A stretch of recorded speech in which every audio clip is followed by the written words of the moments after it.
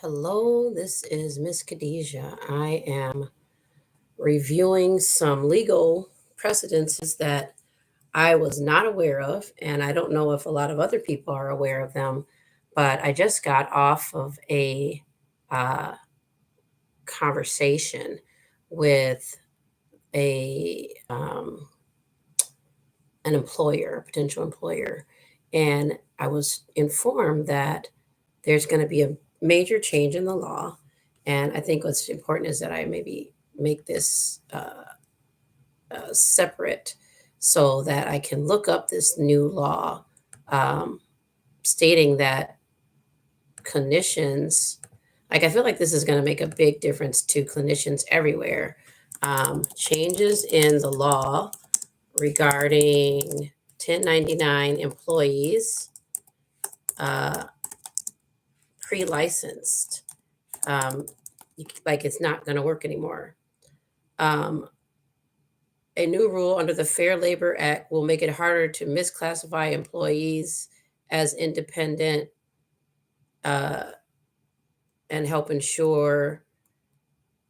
I'm like, what? New rule on independent, January 10th, issuing the final agreement with a worker as employer and a contractor. I want to understand, what does that mean?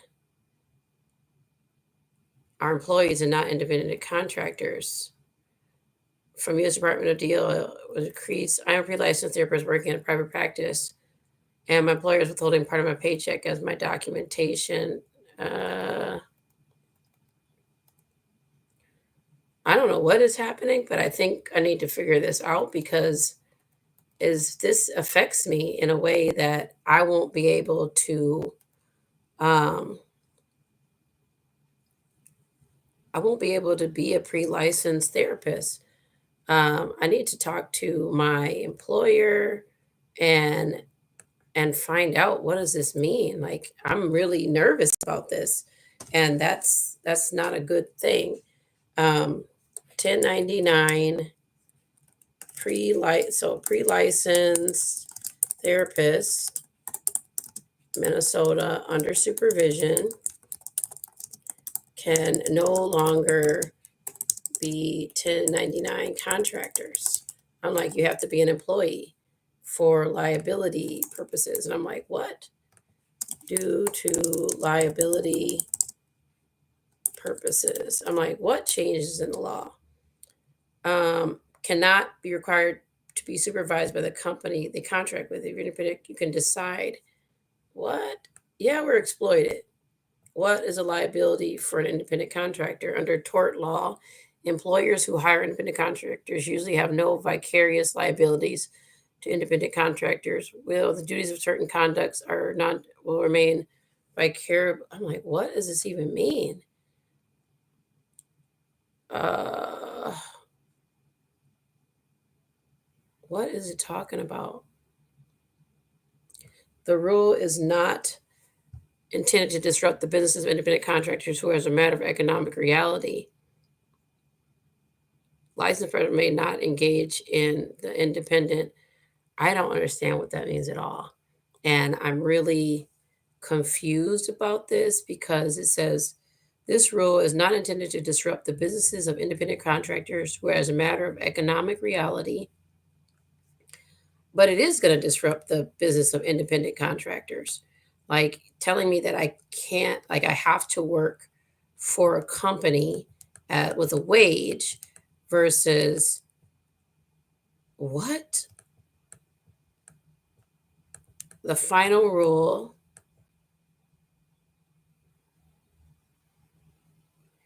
to in this FLSLA generally requires covered employees to pay non-exempt employees at least the federal minimum wage for all hours worked at least 1.5 times.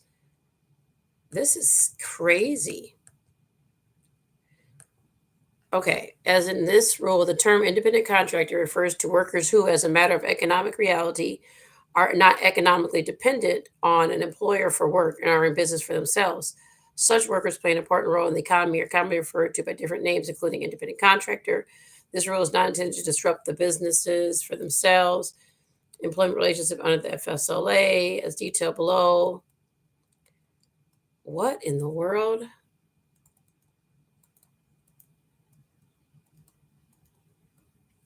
This is really, it's going to feel like an independent contractor, but it is a, wow.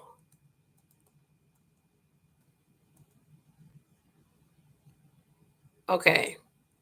How scheduling, remote supervision, price setting, ability to work for others should be considered under the control factor. What?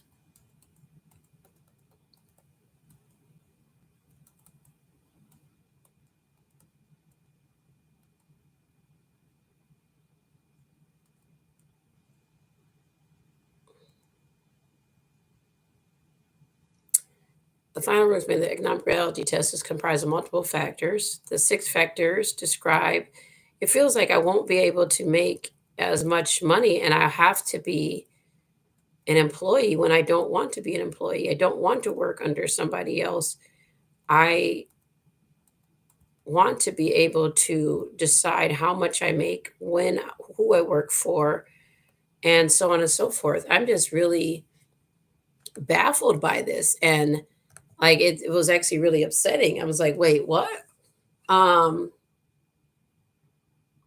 I need more information because I have not heard of this law that's supposed to go into effect on March 11th, but that pre-license uh, therapist will no longer be able to be in that role as a 1099 and that they have to be a W 2 employee feels really restrictive. And I'm not sure if I'm comfortable with that. Like, really, I'm definitely not sure about that. So I'm like, okay, um, hmm, I need to really think about this and think about what does that mean for my future.